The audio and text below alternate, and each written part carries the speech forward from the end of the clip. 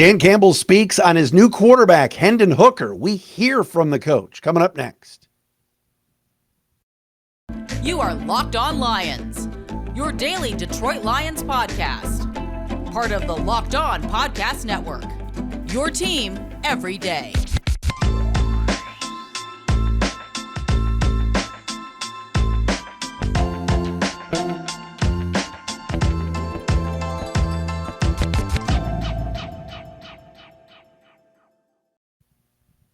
Welcome in, everybody, on a Tuesday edition. It's Locked On Lions on the Locked On Podcast Network. Matt Dery with you a Tuesday, May 9th, and a Wednesday, May 10th.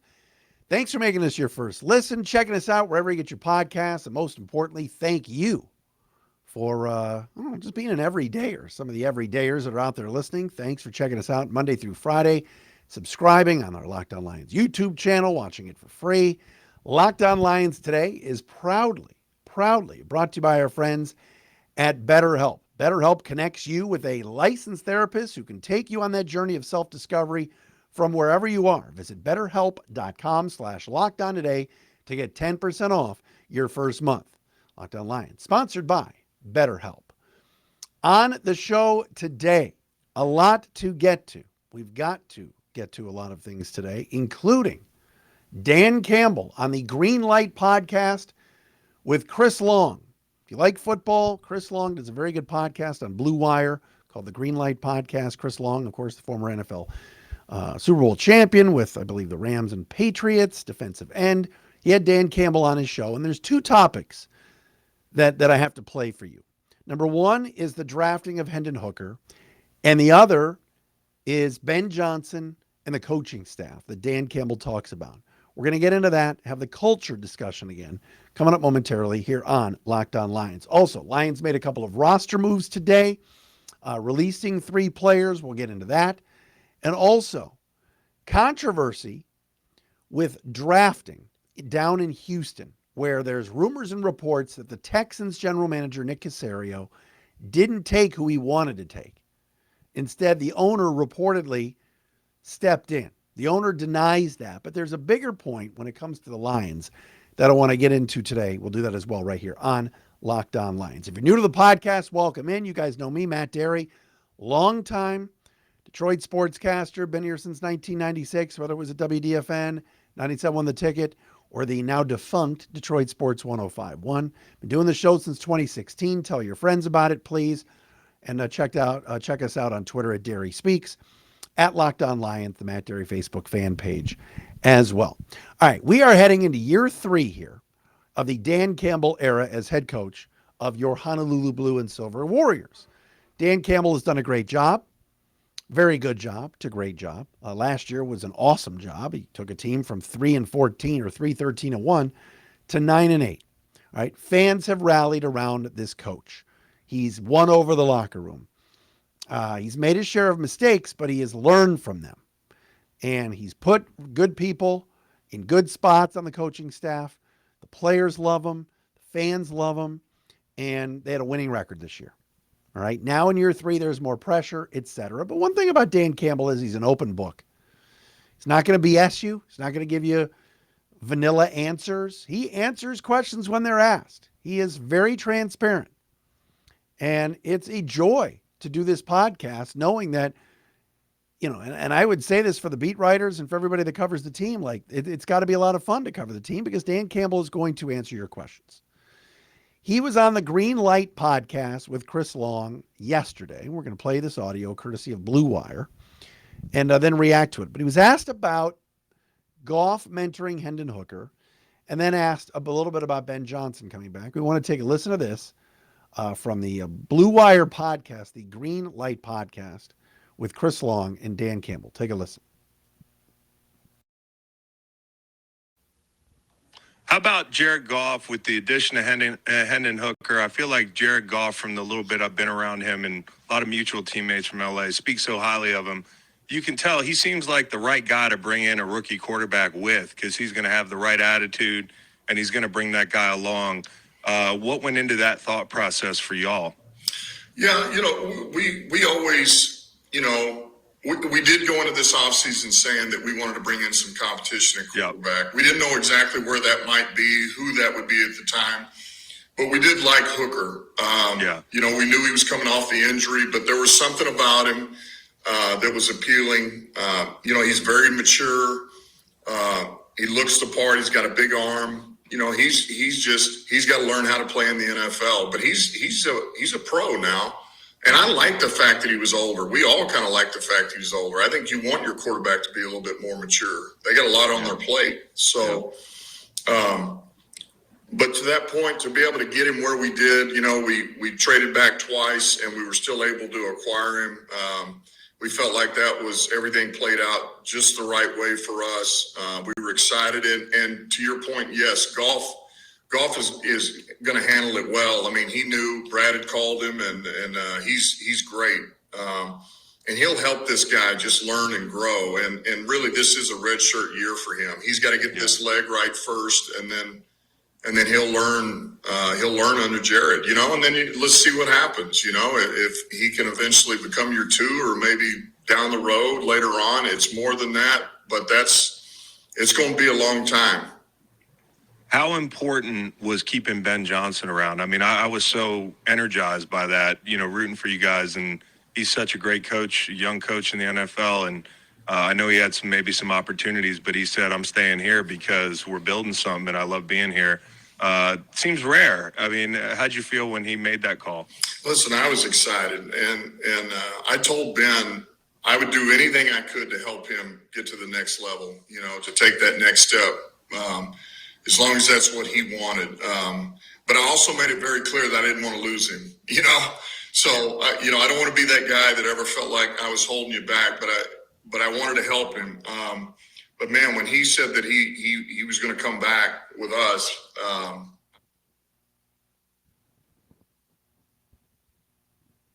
was ecstatic. Because anybody who's sat in this seat, I don't care what anybody says, man. The most important thing that a head coach does is hire his staff.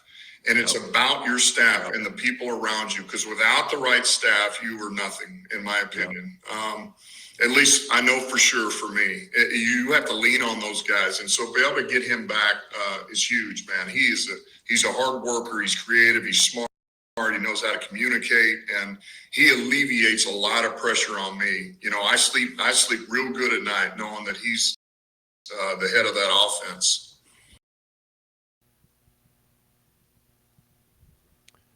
All right, there it was, Dan Campbell with Chris Long on the Green Light podcast. A lot of great stuff there. Very, very good information. I want to break some of that down. And we'll do that coming up next right here on Locked On Lions. But Locked On Lions is sponsored by BetterHelp. Can be a lifelong process because we're always growing and changing. You may want to talk to a therapist. You might want to get some help. Why not? All right. Therapy is all about deepening your self-awareness and understanding. Sometimes we don't know what we want or why we react to the way we do until we talk through things. You watch Ted Lasso. Everybody on that show went through therapy. Everybody grew. It's great. I've gone through it. BetterHelp connects you with a licensed therapist who can take you on that journey of self-discovery from wherever you are. All right? If you've benefited from therapy in the past, you're thinking about it again, there's no better place to sign up than BetterHelp. All right? Give it a try. It's entirely online, designed to be convenient, flexible, and suited to your schedule. Just fill out a brief questionnaire to get matched with a licensed therapist and switch therapists anytime for no additional charge. Discover your potential with our friends at BetterHelp. Visit BetterHelp.com/LockedOn today to get 10% off your first month. That's BetterHelp, HELP.com/LockedOn.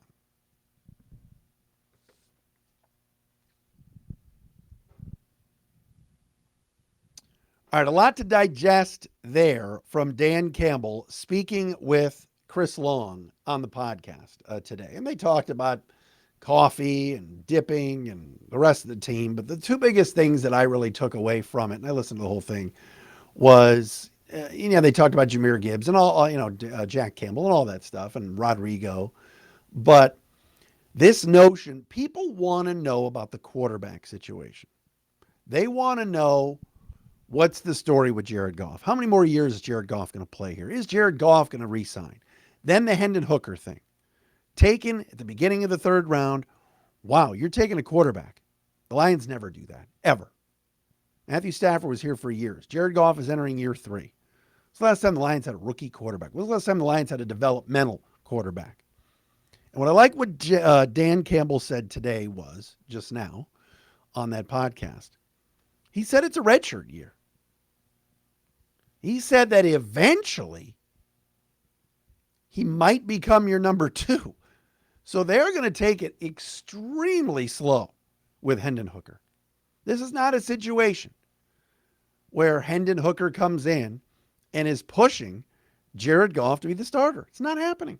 It may not happen next year either. Not if Jared Goff has the year in 2023 like he had in 2022. You heard Campbell's words. It's going to be a long time. Now, he also didn't rule out Hooker eventually being the starter. Not this year, but he said a long time. We'll see. If Jared Goff continues to flourish, this organization is going to have to pay him. Why on earth would you give up on a guy that's performing in his prime, still in his 20s, when all these other quarterbacks are getting paid? You're going to let him play really well and then let him walk because you got a guy who's 25 coming off a torn ACL and hasn't played a lick in the NFL play? I don't think so. But having that insurance policy, what if Goff gets hurt? What if Goff doesn't play at a high level anymore? You've got an insurance policy in Hendon Hooker. And you've got somebody that is exciting. And like Dan Campbell said, we don't care if he's 24, 25 years old. We like that he's mature. He's got some age to him. He's been around. He's a sponge. He'll learn. So I dig it. I like the fit. I said it on draft night, and I'll continue to say it. I am excited about the Hendon Hooker pickup, but I'm going to really, really reserve judgment for a while. I don't think he's going to play. I think there's still could be an option for Teddy Bridgewater as the backup and Nate Sudfeld at 3, and Hooker's redshirted. You know, maybe put on IL the whole year. Maybe just stands there in a sweatsuit for 17, 18 weeks. It's possible. So there's no rush on it. Do we want to see him in August? Do we want to see him in training camp and in the preseason if he's healthy? Of course. Of course you do. But this year is going to be a redshirt year, it sounds like. But I like the way the Lions have handled it. I like the fact they picked up the phone, they called Jared Goff on draft night, and they kept him in the loop. We're taking a quarterback. This isn't anybody that's going to take your job. You know, they spelled it out. Shoot, what did the Lions do with DeAndre Swift? They didn't care about him. They drafted Jahmyr Gibbs, and the agent found out. Swift even said it. You know, when it came down to the trade thing, my agent handled it. Yeah, I'm sure the Lions thanked him for his time, and DeAndre took the high road when he talked to the Philadelphia media. But the Lions are really, really keeping Jared Goff in the loop. He's a captain, and he's somebody they really care about a lot. Not saying they didn't care about DeAndre Swift, but they care much more about their quarterback than they did another running back that they just jettisoned off to Philadelphia. Second thing that Dan Campbell talked about, which I really, really liked, was he talked about his staff and keeping Ben Johnson around. And did you hear what Campbell said about his staff? He said the head coach is only as good as his staff. Here's a guy deflecting what he does as a head coach and saying, I've got to put good people around me.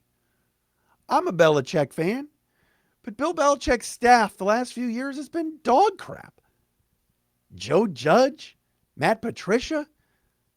Matt Patricia did such a bad job last year. He's been Belichick's guy for 10, 15 years. He's gone. Belichick didn't even want him back after 1 year. Well, 2, really. He was a defensive assistant, and then last year, of course, was the offensive coordinator. It was a disaster. You got to put good coaches around you. You got to keep good coaches around you. Ben Johnson coming back is a huge win for this team. Hank Fraley coming back after being on the previous staff under Patricia. The Lions somehow sold him on staying. Huge move for them. Aaron Glenn back. You know, it's a culture and it's a feeling we haven't had in decades here. I mean, this is crazy. Crazy. The Lions are doing it right. The Lions are on a good path. There's no controversy. Coaching staff is on the same page. Players on the same page. It's nuts. We're going to talk about that too with Ben Brown from Pro Football Focus. PFF Ben is going to join us tomorrow on the show. All right, coming up next, it's a circus in Houston, and the Lions cleaning up their roster a bit today. This is a Locked On Lions Tuesday edition. Your team every day.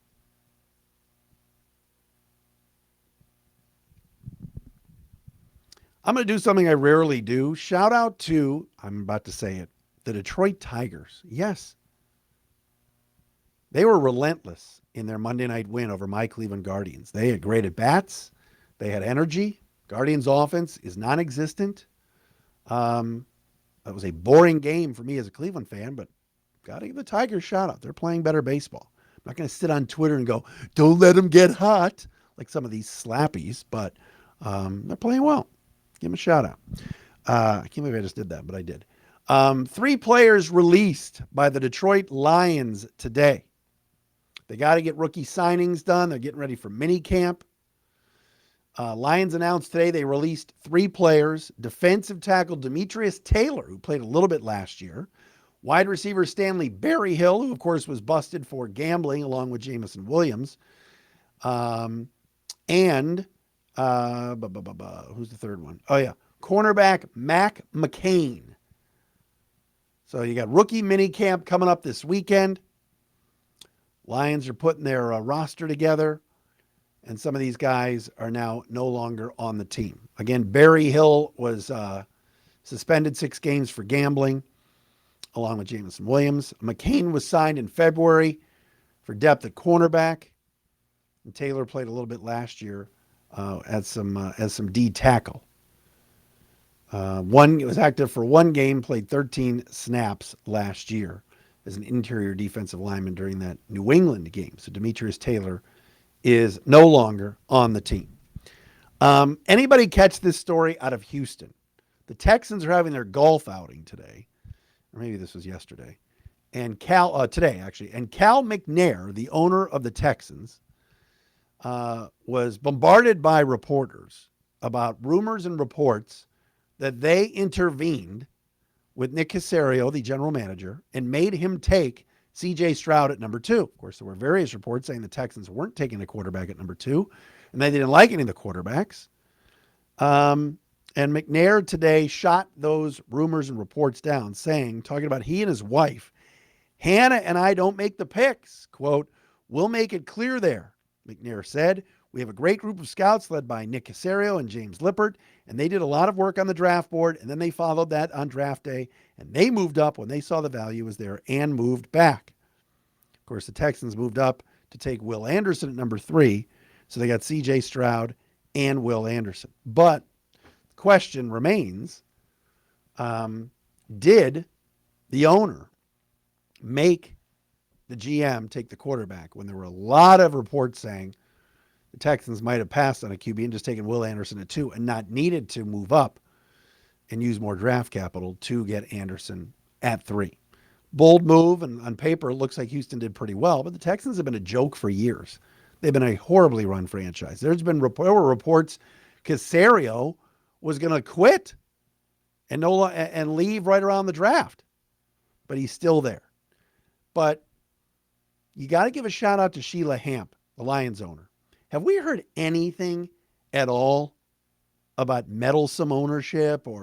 And I told you before last year's draft that there was no way Sheila was not going to take part in the Aiden Hutchinson pick. Because he was a local boy, because he was a Michigan guy. Sheila lives in Ann Arbor. All those things I thought would play a factor. I talked to many people in the organization that says, yes, Sheila is definitely in the mix and is a part of conversations. But at the end of the day, she is letting her people, football people, make football decisions.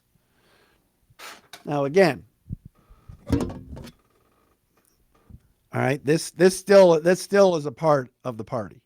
All right, We saw it on draft night. We've seen it on draft night for 3 years. Whoa, our man 222, he's front and center. But I don't think this guy or the owner is making draft picks. All right? Cal McNair has to answer questions at the golf outing about whether or not he was pushing his general manager to take a quarterback when maybe his GM didn't. That's not a good scene. Here right now, Brad Holmes is in charge. He's got Chris Spielman. He's got John Dorsey. He's got Ray Agnew, Dan Campbell.